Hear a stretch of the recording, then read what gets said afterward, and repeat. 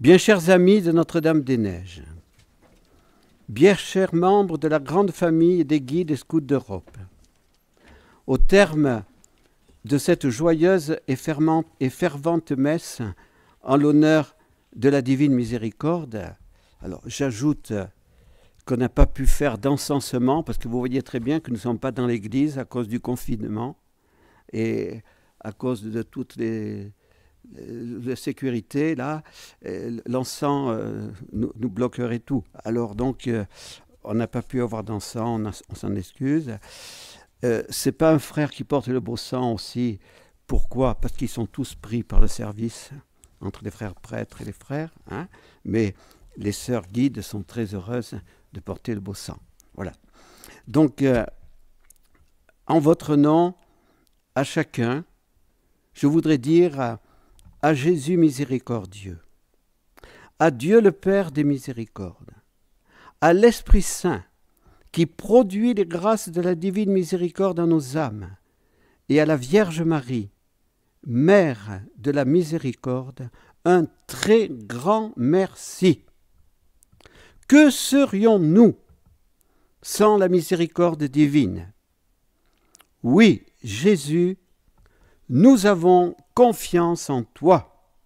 C'est ce qui est écrit sur le tableau que Jésus a voulu voir peint et qu'il a demandé à Sainte Faustine. Nous nous unissons en ce 19 avril 2020 aux consécrations de la France au cœur de Jésus et de Marie qui seront faites par 7 évêques français dans leurs diocèses respectifs. Plus de 50 000 personnes ont demandé aux évêques français de faire ensemble cette consécration. Nous nous sommes associés à cette demande. Et pour apporter notre petite contribution, nous commençons en ce jour une neuvaine de 9 mois. De 9 semaines.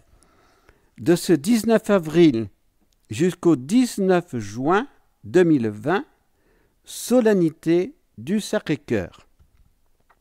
Après les vêpres de cette solennité, ce 19 juin 2020, et en entrant dans la fête du Cœur Immaculé de Marie, le 20 juin, nous consacrerons la famille missionnaire de Notre-Dame, ses foyers amis, et tous les amis de Notre-Dame-des-Neiges, dont les membres de la grande famille des guides et scouts d'Europe, au cœur de Jésus et de Marie, unis dans le Saint-Esprit, et sans oublier Saint Joseph, puisque ce sera un 19 juin, et que le 19 est le chiffre de Saint Joseph.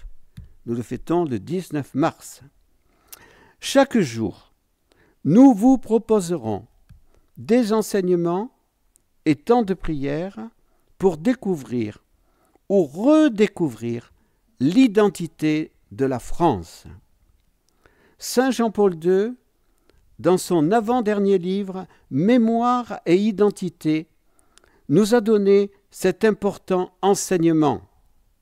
L'identité d'une nation a besoin d'un fondement solide, sa mémoire. Notre contribution sera modeste. Nous accepterons volontiers les témoignages que de plus grands témoins pourront nous donner encore. Mais nous désirons, par cette grande neuvaine, vous permettre de découvrir ce qu'est la France pour Dieu et ce qu'est la mission de la France. Nous rappellerons au début juin les 2 grandes questions de Saint Jean-Paul II à la France, posées lors de son premier voyage en notre pays qu'il aimait beaucoup, en juin 1980, donc il y a 40 ans. France, fille aînée de l'Église, es-tu fidèle aux promesses de ton baptême? France, fille de l'Église et éducatrice des peuples, es-tu fidèle pour le bien de l'homme à l'alliance avec la sagesse éternelle.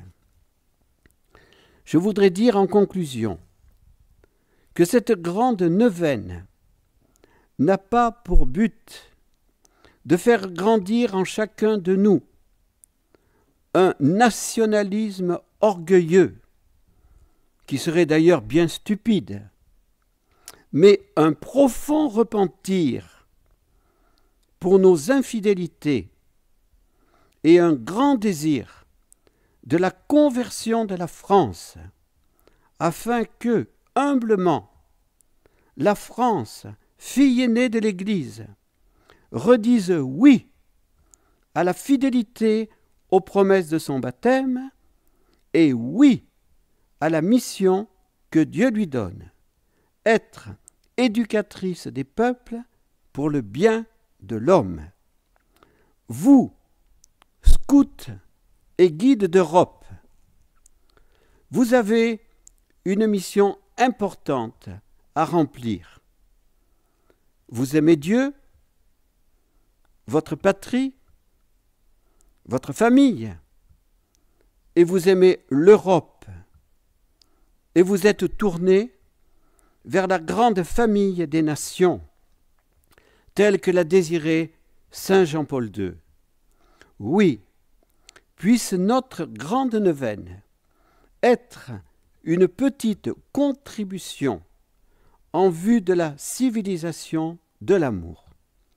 Jésus, la Vierge Marie et Sainte Thérèse ont inspiré au Petit Van, au Vietnam, dans les années 1945, que c'est de la France que Jésus fera rayonner son amour sur le monde entier. Alors, en avant, pour la fidélité et pour remplir notre mission d'apôtres et de témoins dans la vérité. Témoins de l'amour, dans la vérité.